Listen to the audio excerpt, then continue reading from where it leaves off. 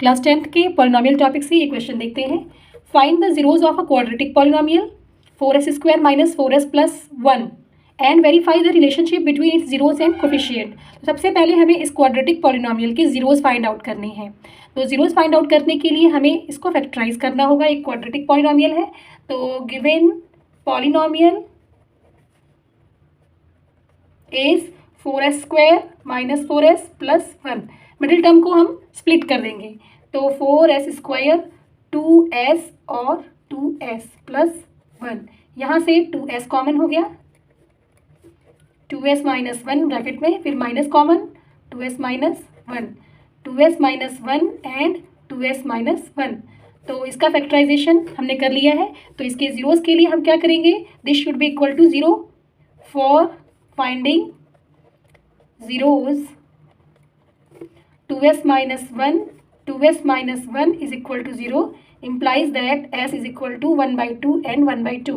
तो मान लिया कि ये जो दो जीरोज हैं ये अल्फा और बीटा है, तो अल्फा की वैल्यू भी 1/2 और बीटा की वैल्यू भी 1/2। अब हमें रिलेशनशिप शो करना है। क्या शो करना है? रिलेशनशिप ये है जीरोज और कोफिशिएंट्स में कि क्वाड्रेटिक पॉलिनोमियल के लिए अल्फा प्लस बीटा की वैल्यू होनी चाहिए -b/a and alpha into beta की वैल्यू होनी चाहिए c/a। ए बी सी को फाइंड आउट करेंगे। तो जब हम कंपेयर करेंगे जो गिवन क्वाड्रेटिक पॉलिनोमियल है 4s² माइनस 4s प्लस 1, इसको हम कंपेयर करेंगे with as² plus bs plus c। Quadratic जैसे ax² plus bx plus c लिखते हैं, यहाँ पे वेरिएबल s है तो हमने as² plus bs plus c लिखा है। तो s² का जो कोफिशिएंट है यानी a की वैल्यू 4 है, b की वैल्यू, s का कोफिशिएंट यहाँ पे -4 है तो b की वैल्यू -4 है एंड कांस्टेंट टर्म जो है वो है 1। तो अब हम चेक करते हैं कि क्या alpha plus beta minus b/a के इक्वल आ रहा है।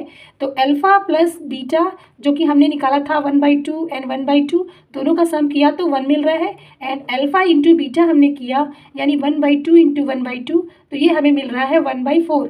अब चेक करते हैं -b/a क्या मिल रहा है। -b/a, b की वैल्यू है -4 और a की वैल्यू है 4, तो इसकी वैल्यू हमें मिल रही है 1 और अल्फा प्लस बीटा की वैल्यू भी 1 मिल रही है और -b/a की वैल्यू भी 1 मिल रही है। तो हमने शो कर दिया दस या therefore alpha plus beta is equal to -b/a which is equal to 1 और अल्फा इंटू बीटा की वैल्यू c/a के इक्वल आ रही कि नहीं इसको चेक करेंगे।